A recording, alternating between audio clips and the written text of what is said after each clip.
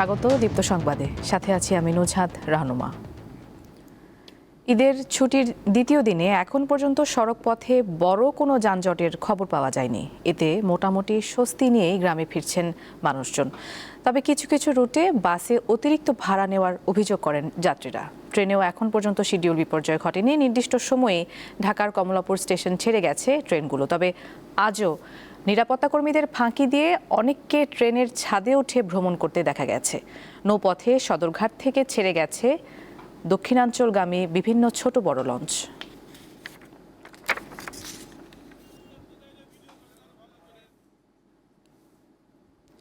ঢাকা টাঙ্গাইল মহাসড়কে যানবাহনের চাপ বাড়লেও নেই যানজট। যমুনা সেতু মহাসড়কের খবর জানাচ্ছেন সুমন খান। আমি এই মুহূর্তে রয়েছি ঢাকা টাঙ্গাইল মহাসড়কে। তো মহাসড়কের সকাল থেকে যে চিত্র আমি দেখেছি, তো সকাল থেকে গাড়ির দীর্ঘ সারি এবং কি গাড়ির চাপ ছিল। তো হাইওয়ে পুলিশ আমাকে যে বিষয়টি জানিয়েছেন যে হাইওয়ে পুলিশের এবং কি জেলা পুলিশের প্রায় 1000 সদস্য এই মহাসড়কে কাজ করছে। তো সকাল থেকে এই মহাসড়কের চিত্র তুলে ধরার জন্য আমি বিভিন্ন পয়েন্টে গিয়েছি। বিশেষ করে এলাঙ্গার পর থেকে যমুনা সেতু পর্যন্ত গাড়ির দীর্ঘ সারি এবং কি গাড়ির চাপ রয়েছে। এছাড়া গাজীপুর চন্দাতেও গাড়ির চাপ রয়েছে। এখন পর্যন্ত ছোটোখাটো দুর্ঘটনা ছাড়া কোনো প্রকার অপ্রীতিকর কোনো ঘটনা ঘটেনি এই মহাসড়কে। ছোটোখাটো দুর্ঘটনার কারণেই গাড়ি বিকল হওয়ার কারণেই সমস্যার সৃষ্টি হয়েছে। এছাড়া রাত 11:30টার দিকে যোগাযোগ প্রতিমন্ত্রী এসেছিলেন যমুনা সেতু পরিদর্শনে। তিনি জানিয়েছেন এবার স্বস্তিতে মানুষকে বাড়ি যাবে, এমনটাই প্রত্যাশা করেছেন সাধারণ মানুষের কাছে। তো আপনাকে আরেকটি তথ্য আমি জানিয়ে রাখি যে গত 24 ঘন্টায় যমুনা সেতুতে টোল আদায় হয়েছে প্রায় 4 কোটির মতো। তো এর পাশাপাশি গাড়ি পারাপার হয়েছে প্রায় 40-45 হাজারের মতো। তো আপনাকে আরেকটি তথ্য জানিয়ে রাখি যে ডিজেল সংকট আছে, তেলের যে সংকট আছে, বিভিন্ন পয়েন্ট থেকে এই চালক যারা আছে তারা তেল নিচ্ছে। এই সংকট নিরসনের জন্য তারা আহ্বান জানিয়েছেন। এই ছিল টাঙ্গাইল থেকে সার্বিক বিষয়। দর্শক, ঈদ যাত্রায় এবারে জানবো রেলপথের চিত্র। রাজধানীর কমলাপুর স্টেশন থেকে যুক্ত হচ্ছেন সহকর্মী দিলশাদ অ্যানি। ঈদ যাত্রার দ্বিতীয় দিন আজ, তো ট্রেন ভ্রমণের চিত্র কেমন দেখতে পাচ্ছেন এবং যাত্রীদের কারো সাথে আপনার কথা হয়েছে কিনা, তারা কি বলছেন?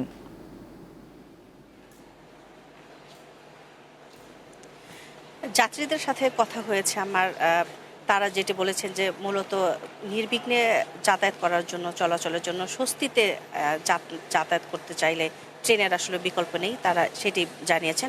আমরা দেখেছি যে সকালবেলায় চেকিং করে একজন করে প্রবেশ করানো হচ্ছে। এতে আমরা দেখেছি যে কোনো বিশৃঙ্খলার সৃষ্টি হয়নি। সবাই খুব সুন্দর মতো সারিবদ্ধভাবেই প্ল্যাটফর্মের ভেতরে ঢুকছেন এবং নির্দিষ্ট প্ল্যাটফর্মে তারা অপেক্ষা করছেন। তারা যে ট্রেনের টিকিট কেটেছেন তার অপেক্ষায় রয়েছেন। আপনাদের দেখাতে চাই যে এর মধ্যে বেশ কয়েকটা ট্রেন আছে প্ল্যাটফর্মে দাঁড়িয়ে আছে এবং যাত্রী যারা আছেন তারা সেই নির্দিষ্ট ট্রেনের দিকে ছুটে যাচ্ছেন। আর এখন পর্যন্ত 9:30 পর্যন্ত মোট 15টি ট্রেন আছে কমলাপুর স্টেশন থেকে ছেড়েছে।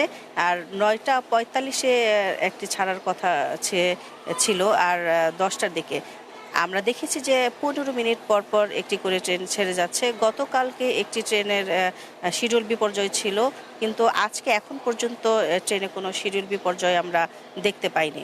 এখন পর্যন্ত খুব ভালোভাবেই ট্রেনগুলো যাচ্ছে এবং সময় মতো যাচ্ছে এবং আমরা দেখেছি যে 1 মিনিট বা 2 মিনিট এদিক সেদিক হয়নি। আর যাত্রীদের কথা বলবো, আমরা বেশ কয়েকজন যাত্রীর সাথে কথা বলেছি। তারা আমাদেরকে একই কথা বলেছেন যে তারা সুশৃঙ্খলভাবে যাচ্ছেন, কোনো ঝামেলা নেই, কোনো সচরাচর যেরকম হয় ঈদের বা উৎসবগুলোতে যে আসলে পা রাখার জায়গা পাওয়া যায় না। তো সেই হিসেবে গতবারের মতো এবারও খুব ভালোভাবেই যাত্রী যারা আছেন, ট্রেনের যাত্রী যারা আছেন, যারা সচরাচর ট্রেনে যাত্রা করতে স্বস্তি বোধ করেন, তারাই যাচ্ছেন।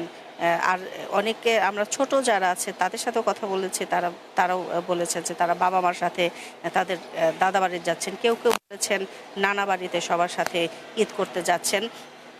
তো যাত্রী যারা আছেন এখন পর্যন্ত তারা আমাদেরকে বলেছেন যে প্ল্যাটফর্ম যেটি আছে এখন পর্যন্ত বিশৃঙ্খলাও নেই এবং খুব পরিষ্কার পরিচ্ছন্ন পরিপাটিভাবে রয়েছে প্ল্যাটফর্মটি। তারা আশা করছেন তারা নির্বিঘ্নে যাতায়াত করবেন। তো এই ছিল এখানকার সবশেষ তথ্য। অ্যানি, ধন্যবাদ আপনাকে। দর্শক, ঈদ যাত্রায় আমরা আরও কিছু সড়ক পথের খবর জানতে চাই। এবারে সাভারের চিত্র জানাচ্ছেন সহকর্মী এম এ হালিম। নারীর টানে বাড়ি ফিরতে সাভারের যে বিভিন্ন বাস কাউন্টারগুলো আছে সেখানে কিন্তু সকাল থেকে আমরা স্বাভাবিকের থেকে যে একটু ভিড় সেটি আমরা লক্ষ্য করছি। আপনারা জানেন যে শিল্পাঞ্চল আশুলিয়া সাভার এখানে কিন্তু আজকে দুপুরের পর থেকে যে পোশাক কারখানাগুলো রয়েছে সেগুলো কিন্তু ছুটি শুরু হবে।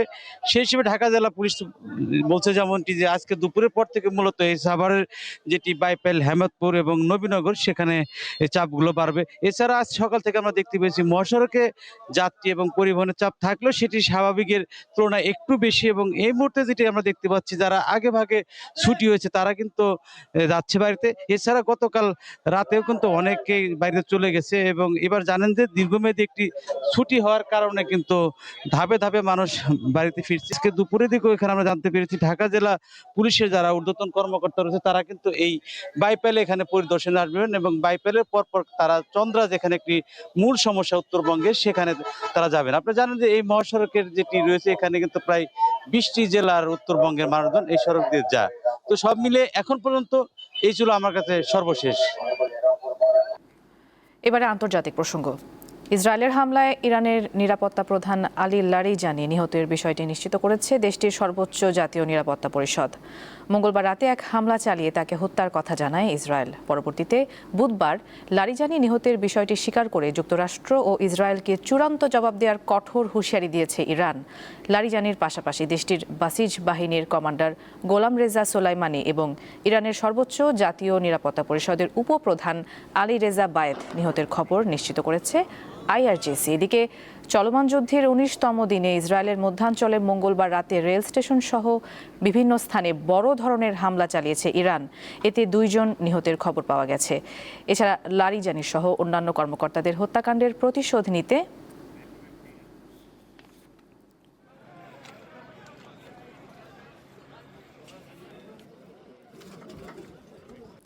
দর্শক, এই ছিল এখনকার মতো। আমাদের পরের সংবাদ বেলা 12টায় দেখার আমন্ত্রণ। এছাড়া আরও তথ্যের জন্য চোখ রাখুন দীপ্ত ডিজিটাল প্ল্যাটফর্মগুলোতে। ধন্যবাদ সবাইকে।